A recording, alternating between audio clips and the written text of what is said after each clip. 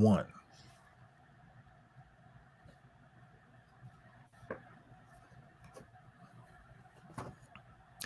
Hello, everyone. Welcome to Keep Leading Live, the video version of the Keep Leading podcast.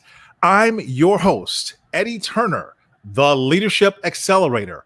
I work with leaders to accelerate performance and drive impact through the power of facilitation, professional speaking, and executive coaching. Today, we're streaming live on LinkedIn, YouTube, and Facebook. So I want to say hello and welcome to everyone who's joining me from those locations. What I'd like to ask you to do is go ahead and hit the like button. If you like what you're hearing, you like today's topic, hit the like button so other people will know. Also, hit that share button for me. Hit the share button so that your friends can tune in and they can get a chance to learn from my amazing guest today. And that means they'll also see the recording later on, even if they missed the live conversation. Finally, I'd ask you to just say hello. Let me know who you are. Let me know that you're here. Tell me where you're from. Ask questions of my guests. And already I see from Facebook, welcome. Oh my goodness. One of my favorite people in the whole wide world, Alexandra Laz. Alex, as we always call her. Alexandra, you're just amazing. And thank you for tuning in. I appreciate you letting me know you're tuning in all the way from London. So do like Alex, everyone. Please go ahead, put it in the chat. Let us know you're here. Ask any questions that you have. The greatest danger for most of us is not that we aim too high and we miss, but it's that we aim too low and we reach it. Those are the words of Michelangelo, and those sage words of Michelangelo apply to many areas of our life. According to my guest today, however, they specifically impact the way we chart our careers. Whether we are a student in school, or we are a new graduate entering the job market, or a seasoned professional working on our ascent up the corporate ladder. My guest today says we need a map to guide our aim. So she wrote the book. She's the author of Career Mapping, Charting Your Course in the New World of Work. Who's my guest? It is the amazing Ginny Clarke. Now, let me tell you about Ginny Clarke. Ginny is an author, and she is the director of leadership staffing at Google. So that alone makes her cool, right? And Ginny, there she directs the internal mobility and non-tech recruiting teams. And she holds a master's degree, master's in business administration from Northwestern University. So it's not often I get a chance to welcome a fellow Wildcat. So right. I want to say welcome to my fellow Wildcat, Ginny Clarke. Ginny, welcome to Keep Leading Live. Thank you, Eddie. I'm really excited to be here. I'm excited to have you.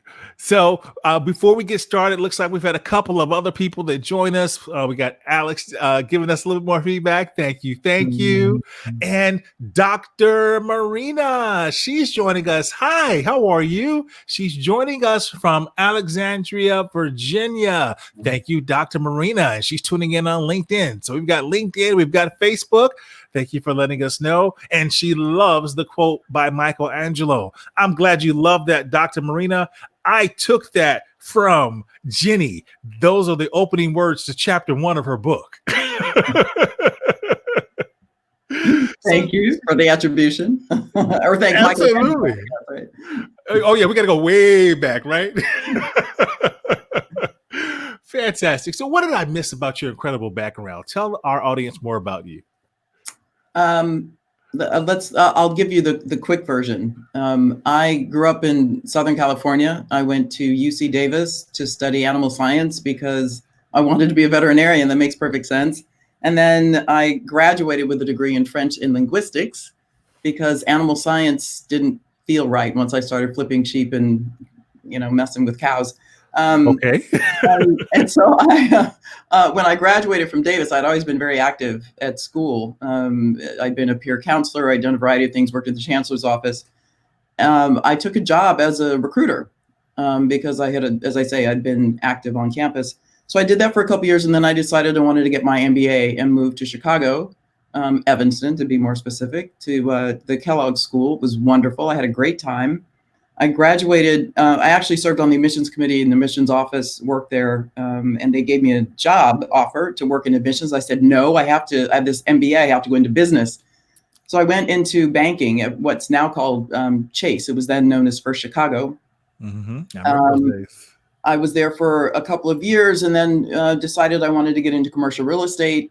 Joined JLL. It was known as LaSalle Partners back in the day. Mm-hmm. So I was there, and then I moved to Prudential Real Estate Investor. So I had a career in the commercial real estate business, real estate investment management business for a number of years before I decided that I wanted to be an executive recruiter. And it was a defining moment that caused that. My father died, and I really questioned. He had been my coach and my guide and my guiding light. And I just stopped. Everything just kind of stopped. And I questioned, what is it that I've always loved to do? And I neglected to mention that when I was working in these other companies, I always volunteered to go on campus and interview on their behalf. And I loved recruiting back from when I was in college, post-college. So I did what any good person would do. I networked. And just to date myself, there wasn't an internet back then. So it was just starting up. And so you had to do the old-fashioned way. You had to reach out to people. You had to really develop relationships. And that's essentially what I did. And so I networked my way into one of the world's top search firms known as Spencer Stuart, and was there for 12 years, became a partner, co-founded and led their global diversity practice, worked in financial services. And then I left rather abruptly after 12 years, a single mom, because I wanted to write this book. I felt so strongly that people really needed to understand more about how this works. And so I lifted, frankly, the methodology of the executive recruitment process and applied it for the benefit of individuals who were conducting a job search. And so this is really intended to be something that when I wrote the book, my son was 13. My book is 11 years old. He's now 24, out of college. And I don't think he reads it that often, but I know that at least through osmosis, he knows the foundations of it, which really mean, you're clear on what you want. We can go deeper into this, but it's you owning the process versus believing that it's fate, or believing that you just have to sort of raise your hand and hope that you win, like, please choose me. That's not the approach at all.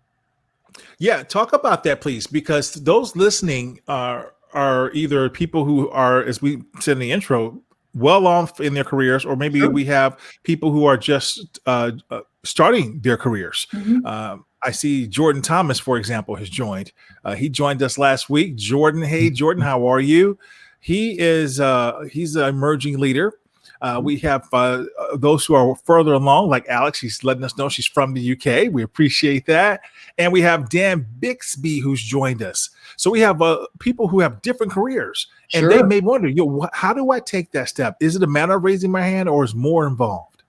Yeah, and let me try to set the foundation. And the book really walks through this methodology that I was mentioning. So before just writing a resume, which is where people want to start, there's so much more to it than that. And for me, it's really figuring out, it's personal, it's introspection.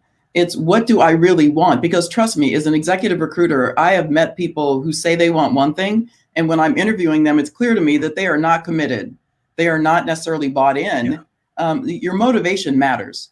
And not only that, I mean, I want everybody to be happy with what it is that they're doing, to enjoy it, to be passionate about it. So, for those people that your mother always wanted you to be a doctor, or whatever that old storyline is, I hope you can shed that and really get in touch with, who are you? Who did you come here to be? What is your purpose? Those are basic foundational questions that most people fail to ask themselves because they think they're incongruous with making a living, right? And they don't have to be. So that's where I typically start.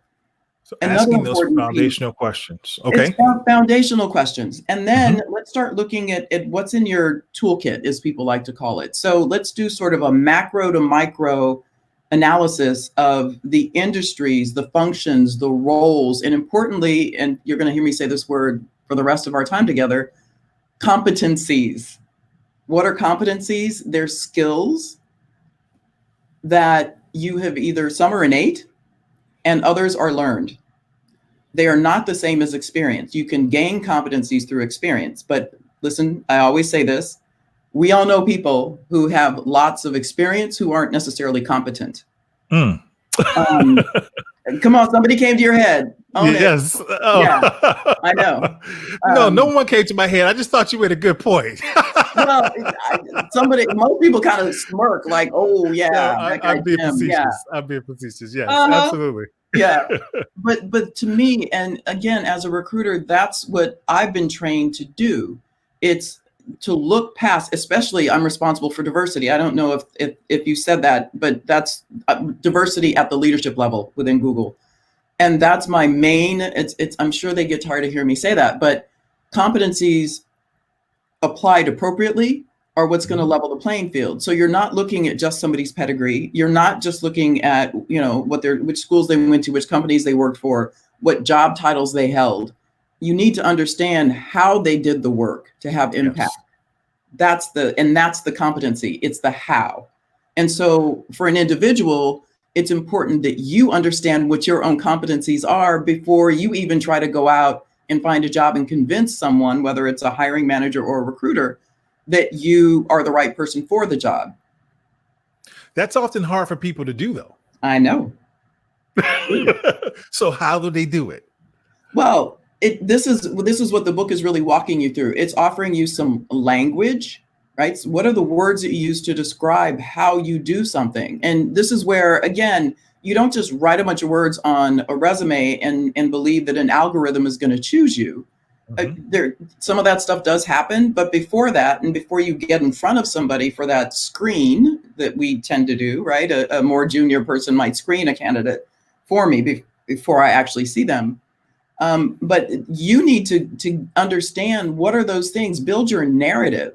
Can you actually talk about how you did something? Why were you successful doing that role? And importantly, as I did, and I took you through my career trajectory for a reason, I changed industries and functions like 4 times. And I did it because I was deliberate and I knew what I wanted at that point in time. And I crafted the language to be able to convince somebody that I had the competencies. I didn't have prior experience. And you could argue that I had been a college recruiter going into being an executive recruiter, pretty much night and day. There's some foundational things that are relevant. But yeah, I mean, even being in the commercial real estate business, coming out of banking. I mean, so you need to be the one to draw the through line, and the through line are those competencies. This is how I did X, Y, Z, and here's how I would apply that in your organization. This is what I did at Pepsi, but I can do this at Google, maybe. It depends on if it's a technical role or not. You said so much there that I just want to unpack, and it's like, oh my, I don't even know where to start. I think the first thing I would say is you and I. Let me just say this: you and I met because of an amazing person. You talked about earlier your networking before the internet came along. Okay. And so we met because of Laura Gates. And Laura has actually joined us for this conversation. Hey, Laura, the amazing Laura Gates, who's a phenomenal coach. So we want to acknowledge her being here. Absolutely. But you said that there is, and I loved your intentionality of this language, there's no algorithm. When we put together that resume, you said there's no algorithm that's selecting us. Well, unless we do it right. What I'm saying is there can be in some of these companies, and that's what people tend to focus on is like, what words can I use such that the algorithm is going to choose me? And I'm saying those things happen, yes, But what's more relevant is that you are writing something that makes sense to a person.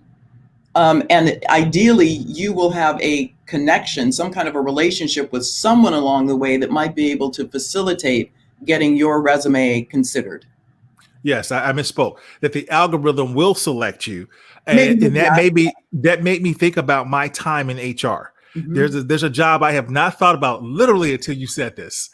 In college, my first job uh, was that I got selected to work in the human resource department, and that was part of how I would pay my bills. And in the HR department, I worked for the director of human resources, and this is back in the old days. So you talked about pre-internet. I'm going to talk about when you actually put together these resumes on this expensive paper, extremely fancy, and it got sent to someone. And my job was to literally, I was the algorithm to scan each of those resumes. Yeah. I went through tons of those. It was Right. tiring, right? And I was told to look for keywords depending on the role. Mm-hmm. And it was a big lesson to me because I remember thinking, wow, these people spent all this money on this paper and it never got to the director. It only got the little old me, right? Because I was told if it didn't say this word, it doesn't go to her desk. Right. So be it a specific person who's making the selection or that computer algorithm that you're trying to get past, you have to really give some thought to this. Right. So that might get you through the door, but then you got to sit across from somebody nowadays on a Zoom or Google Meet or whatever kind of a call. But you've got to be compelling. You've got to be able to answer more than yes, no questions. You've got to be able to describe the how. Absolutely. You must be able to do that. Mm-hmm. Well, I am talking to the amazing Ginny Clarke. Ginny is the director of leadership staffing at Google, and she's the author of Career Mapping, Charting Your Course in the New World of Work. We want to take a quick break right now and acknowledge a couple of people that helped me with the Keep Leading podcast. I have several sponsors, but there's one who always renews with me, and I want to acknowledge Grand Heron International. The key to sustainable leadership lies in the ability to thrive during uncertainty, ambiguity, and change. Grand Heron International brings you the Coaching Assistance Program, giving your employees on-demand coaching to manage through a challenging situation and arrive at a solution. Visit grandheroninternational.ca/podcast to learn more. Also, we want to remind you to check out keepleadingpodcast.com. There you'll get every episode, but you'll get the full transcripts for each episode. You'll get the link to the author's books and anything else the author gives me, including some freebies we get at times. I post them to keepleadingpodcast.com. These video segments are found at keepleadinglive.com. And if you like what you are seeing and hearing, leave a comment for me on Apple iTunes. Give us a 5-star review if you think I'm worth 5 stars, and leave a review of the words. All right. So also, for those who are tuning to this session live, go ahead, drop us a comment. We've got Dr. Marina. We've got Alex from London. We've got Alexandria, Virginia. We've got Dan Bigsby. We've got Jordan Michael Thomas, and we've got Laura Gates tuning in. So we got the West Coast covered because Laura's coming in from San Francisco. So we've got lots of folks tuning in from the United States. We've got folks from LinkedIn, Facebook, and YouTube. Hit the share button. Share this with your friends so that they can join the conversation or watch the archive. Tell us that you're here. Ask a question. What questions do you have about your career for Ginny Clarke? She is here to give advice and to talk about her story. Ginny, the other thing that I don't know that we gave enough justice to before we took the break is I know what executive search is, and I know what Spencer Stuart is. Because the other thing you and I have in common is I worked for Heidrick and Struggles, and we're both from Chicago. So talk about that, what it's like there, and what you looked at that helped you form your perspective. Yeah, it was an amazing experience. I have to say that this is where I learned the art and science of executive recruiting, and I think a lot of people don't make the distinction, but in executive search, there's a few things that make it unique. First of all, the origin. There was a Mr. Heydrich and a Mr. Struggles, a Mr. Spencer Stuart, a Mr. Egon Zehnder, a Mr. Russell Reynolds. And these gentlemen had all been in the management consulting world. And as the story goes, they kind of looked around and said, you know, they were privy to the movement of a lot of these CEOs and senior executives. And they thought, well, why can't we make money off of their movement and help facilitate that? And so they created these search firms. And what they you know, that was 60, 70 years ago, and they grew into these really sophisticated professional services organizations that operate much more like a consulting firm than just an agency where you're just kind of, you know, throwing resumes against the wall. We learned as I say, the art and science of methodology that starts with understanding what your client needs. And then you break down and you sit with these senior clients. An executive recruiter, as I was, the other obligation is to bring in the business, as you know, Eddie. So there's two that you have to execute the searches, but you have to also go out and win the business from those clients. And then you have a very robust research team. So it's not like you just rely on what's already in your database. You're always doing fresh research to identify the individuals that make the most sense for the role. And you look at everything from LinkedIn is relatively new in the grand scheme of things. You don't rely on LinkedIn as an executive recruiter. It's a good start, but particularly as it relates to underrepresented individuals, you leverage contacts, professional associations. There's all kinds of things that you do to find these senior leaders because they're passive candidates. Most of the people that we deal with are not actively looking for a job. So Yes. That's important to note, right? I mean, we obviously, you know, just like at Google, and I'm part of what's known as, you know, what's kind of considered Google's internal executive search firm, right? Right. My team does about only 200 searches a year compared to the 20-something thousand people that we hire at the more junior levels. But the executive recruiting function, there's a real art to doing it, and this is where I learned even more deeply this whole idea of competency assessment. So that you make sure that you're hiring the best person for the job based on their competencies, not based on relationships, not based on just, as I said, that experience thing that people want. Oh, well, they've done these jobs. And I've sat in interviews where I'll never forget, I interviewed this guy who was, as I like to say, straight out of central casting, good looking, former Marine, Harvard undergrad, Harvard MBA, had a fabulous looking resume. My client was really interested in him, and I interviewed him over video. And I swear to God, I could not get him to tell me anything meaningful. He just kept sort of reciting the same thing. It's like, you know, I did this, I did that, I did that. And I said, well, how did you do this? And finally, I just kind of threw my pen down. And I said, listen, I'm going to ask you this one last time because I'm pretty good. It's just as you are, I'm sure, in the same vein. I know how to ask the same question 5 different ways to try to get an answer that I'm not hearing. And so I finally said, listen, when you opened the door for whatever company he was working for, you moved to Asia and you opened the door to that office on your first day, what did you do? And he kept saying what one would do. I'm like, and you know what finally dawned on me the next day? Because I ended it as soon as I could. It didn't even last an hour. And I called my client and I said, listen, I know you're really interested in this person, but I just don't think they're right for the role. And I said, you can meet them if you want to, but here's, and I ran down all the reasons why I didn't think he was appropriate. And they said, we trust your judgment. I was like, thank God. But then it dawned on me. I thought, I think the guy had a photographic memory.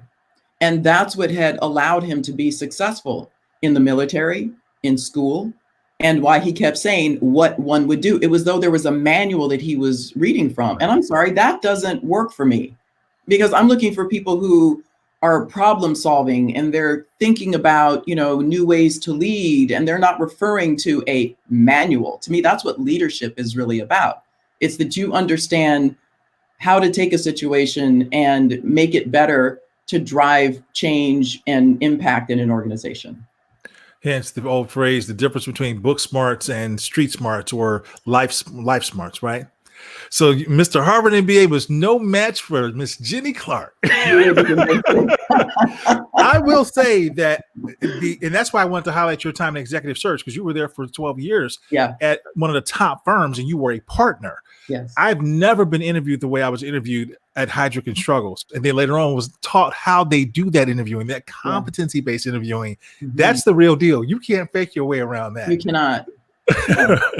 So, yeah. And I've had a couple of people, I remember a couple of candidates who were kind of like, well, I don't think you're listening to me. And I, I don't usually play the card of, I'm the one standing between you and this job that you want. So I think you need to stand down and okay. show me some respect. What would you say? You let them, no, huh, Ginny? Girls got to do what a girl's got to do every once in a while. And I'm 6 feet tall, so it didn't hurt that I was standing taller than him. Oh, okay. Excuse me. So Ginny says, I pull out all the stops. I use my physical presence, my mental acumen, and everything. Yeah. I love it. Well, listen, we have Jim Root, who's joined us on LinkedIn. He's in Las Vegas. Jim, thanks for joining, and thanks for letting us know that you're here. Hamid Mitchell, he's joined us from Virginia. We got another Virginia person. So we've got good representation on the East Coast for this session. He says, high quality content. Thank you for saying that. I think the content's coming from Ginny, but thank you, Hamid. I appreciate you joining in. And Dr. Marina says, great insights, Ginny. So thank you for sharing those. And she has a question for you. Yeah. And it's interesting. She's asking this question because when I said about my time, this is what was going through my head. So I'll let you address this. Her question is, do you prefer the CAR or the STAR approach? The CAR or the STAR approach? Tell me what those are. I've heard of STAR, but I don't know CAR. Yeah, I don't know CAR either. So situation, task, action, result. So I would assume it would be something similar. Dr. Marina, tell us what CAR means. The STAR method I've heard and used, but CAR. So type that in when you get a second. Yeah. Meanwhile, Alex is tuned in again, and she says she's inspired by your assertiveness. When you believe in something, it's easier to stand firm. That's right. Thank you, Alex, for sharing that. Thank you, Alex. All right. So until we get a little bit more clarity on the CAR, let's talk about the STAR approach, if you would mind. I haven't used it actively, so I want to, maybe we contact action result. And I guess I didn't actively use these. I heard them in my in my executive recruiting career, but they weren't approaches that I consciously put into motion. You had that extra secret sauce that you put in. I came up with my own approach, the career mapping approach. Yeah.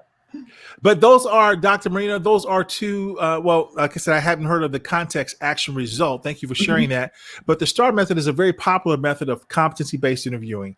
And so either way you're going to go, what Ginny Clarke is telling us here is to make sure we're ready to go and not just leaving it to chance. That's right. Now, you brought up something else that's pretty important too, because you work for the company that's considered by many to be one of the coolest in the world. You work for Google. You work for a company that's a noun and a verb. It is. So what's that like to be at Google? It's crazy. It's pretty chaotic, actually. I mean, especially now that we're all remote. I mean, one of the things that makes Google so fun is just the work environment. I'm sure you've heard of the ping pong tables and the volleyball courts and and all that stuff that's fun. But it's a very fast-paced, pretty chaotic environment, I have to say. The company is aligned mostly by product areas instead of business units, and so they're kind of siloed. And you've got senior vice presidents who drive those product areas for the most part. And then mostly on my side, because I'm part of the non-tech, for the recruiters that I'm responsible for. They're the non-tech recruiters, and so we're supporting finance, legal, HR, communications, sales, huge organization, marketing. You must know that Google's revenue, most of it, over 90%, comes from sales. The technology is obviously useful, but the revenue generator is in the sales function. So it's a very fast paced. You better be tech savvy to be able to keep up with all of the movement between sharing documents, and there's a lot. It's a lot of moving parts. It's a crazy environment. That's what I I'll bet. say. So the time in high tech, the time before I became a leadership consultant, I spent time in tech, and Yeah. I was there on that Mountain View campus during my short stint with Dell. Yeah. I was there for about 3 years, I think. And so, but we were housed on that campus. And so we were just the little kids kind of looking over the fence at the fun Cute. stuff you guys do over there, because we were on that same campus. Yep. But you all were the cool kids. Yeah. Well, it's people always, I think they believe in the image. And I think we found at least at my age, that few things are what the image would suggest. I mean, they're brilliant people at Google, don't get me wrong. But it's still a company out to make money. And so you deal with a lot of the same stuff that you're going to deal with in a lot of other organizations. No question about it, I'm sure. Yeah. Well, listen, I got to tell you, I have to stop everything right now because a comment just came in, and I will tell you, Matrice Ellis Kirk is listening to us. Can you believe Matrice, that? Darling. Oh my goodness. She says girl. she's proud of us both. She was a partner at Heidrick & Struggles. She was at Heidrick, but we were together at Spencer Stuart. You were together at Spencer Stuart? Okay. So I met her at Heidrick & Struggles, and when she walks in, she just was a woman with presence. Absolutely. I mean, you talk about owning it. She owns it. She's amazing. Absolutely. What a small world. So I have not seen her or talked to her literally since 2009. So thank you, Matrice, for tuning in to listen to us. You lost your mom, sweetie. I'm sorry. Blessings. Oh, I didn't know that. Okay. Condolences. Yeah. Mm-hmm. And of course, her husband, Ron Kirk, served in the Obama administration and first Black mayor of Dallas. The Kirk family is just amazing and amazing people. Yes, great people. So that warms my heart. If nothing else, that just makes this even a better session, Ginny. Yeah, love it. All right, finally, we'll take one more comment from Dan. Dan says, I've reached a senior level, but gotten a reputation as an expert in one area, technical L&D, but want to convince companies that I can expand my due north is to be a CLO. So your comments about how are very helpful, but how can I get past the recruiters? Any tips? It could be, and I don't want to contradict myself, and because I talked about resumes, and I think they obviously play a role. They're really important. But it could be that you write a different kind of resume, more of a hybrid, where you lead with the competencies and then you get into the chronology. So you lead with the capabilities that you think are most relevant to the job that you want. Right, where you're really carving out and talking about things that are of a non-technical nature, if that's what you're going for, and you're trying to show that capability. Another thing I would say is don't overlook planting seeds. So, for example, if you're a member of SHRM or another organization among your peers, get a speaking engagement, write an article, demonstrate your intellectual capital and expertise in a particular area so that you begin to shift that reputation. Reputations can be changed, but the onus is on you to do that change. So think about those two things to start, and maybe get in, if you're rejected with a recruiter that you can have a conversation with, ask them to give you a little bit more detail as what things did you not touch on certain things.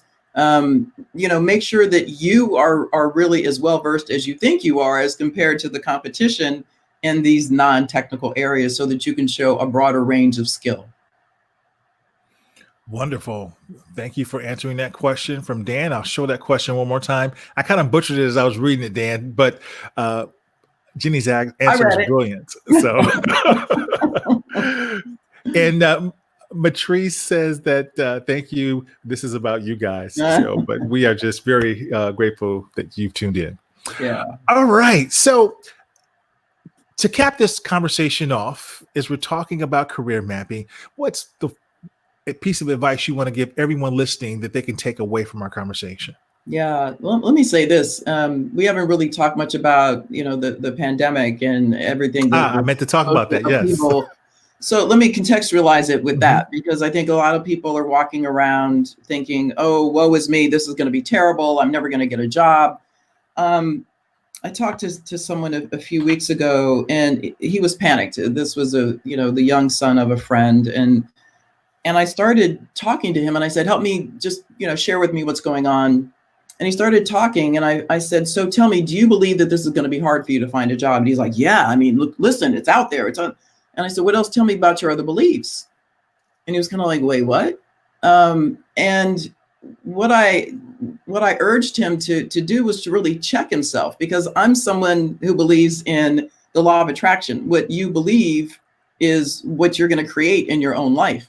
And so to the extent that you believe this is, and I'm not oblivious to what's going on. I get it. I know that unemployment is high. I believe that. All it takes is one job for you to be employed, right? Or for you to get some kind of consulting or contract arrangement or whatever it might be.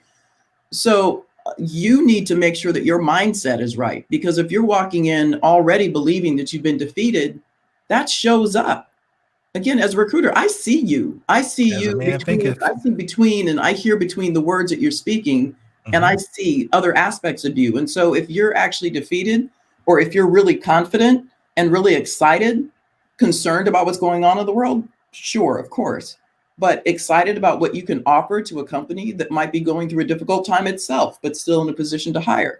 Those are the things that are going to set you apart. So really check your beliefs, and don't sabotage yourself by kind of saying no before you've even asked the question. So, and choose. The other thing I would say and I go deep into this in the book, make sure that you are being deliberate and thoughtful. Finding a job is not like like the lottery, right? People come to me like I'm some multiple listing service, like I know about every job that's out there. I mean, seriously, and Spencer Stuart only did, 4,000 searches a year, which sounds like a big number, but there's millions. Right. Even today, there are millions of opportunities. And don't assume that you have to settle. That's another belief. You don't have to believe that. You can believe that you're going to find something that's going to take you to that next level. Don't get hung up on titles as much as what other skills are you seeking to develop. So through that lens, go on out there, chart a course, get your target list of companies together, have a rationale for why you want to work for those companies and what the ideal role would be, and put your best foot forward and be prepared to answer those competency-based questions. Wonderful. Well, we have a LinkedIn user. I'm not getting a name on it, but that person says exactly. They agree with you, and they say you walk in the room thinking it's impossible. It will be. It will be. Well, Ginny, fantastic. I have thoroughly enjoyed talking to you, and I can talk to you for another hour. Where can my listeners learn more about you? LinkedIn is probably the best place. It's Ginny. You read my name there. The spelling is right. It's Virginia is my formal name, so it's Ginny, Clarke with an E. And don't give this out to too many people. This between us. My email at Google is Ginny Clarke, no punctuation, @google.com. So connect with me on LinkedIn, and I look forward to it. Don't ask me for a job, okay? Don't. Google, she gave us the official address, not the Gmail account. I'm sorry. I know I want to know who you are, but I just, I've got too many other things going on right now to try to chase down a job for you. Google has a very robust site. We post most of our open roles. So go for it, but be selective and make sure that you are really well qualified for the roles, and you will get looked at. Well, I'm going to put this in the show notes so that people can connect to you. I want you all to go out and connect to Ginny Clarke. She's absolutely amazing. If you have an organization and you want someone to talk about careers, bring her into your organization to talk about careers. She is just amazing. And Dr. Marina says the growth mindset. Absolutely. That's right, Dr. Marina. You got Hamid it. Says he's charged up and ready to go. She says Carol Deckles has great research. Yep. Stephanie Williams says, as usual, this is great information glazed with golden nuggets. Thanks to you both. Thank you, Stephanie. We appreciate that. And Jordan says, embracing, not settling, will definitely change the trajectory of how you pursue your endeavors. He says, great session indeed. And finally, Ann Wynn has joined us, and Anlin, Anlin Wynn. I believe I'm pronouncing the last name correctly. She says, great session. Thank you, Eddie Turner. I want to thank Ginny for making this a great session and being my guest. And Laura's saying competencies are the way to go. And Dan says, awesome. Thank you. Thank you all who joined us from across the social media universe, LinkedIn, Twitter, Facebook. Thank you so much. We appreciate you all.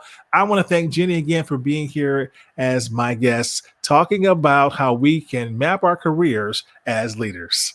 Thank Eddie, you, Ginny. thank you. Pleasure.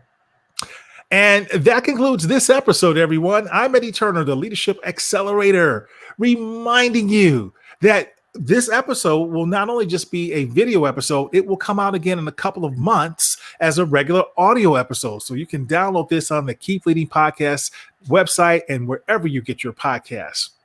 Leadership is about action. It is about you and I staying busy and remembering it's not about a position or a title. It's not a garment we put on and take off.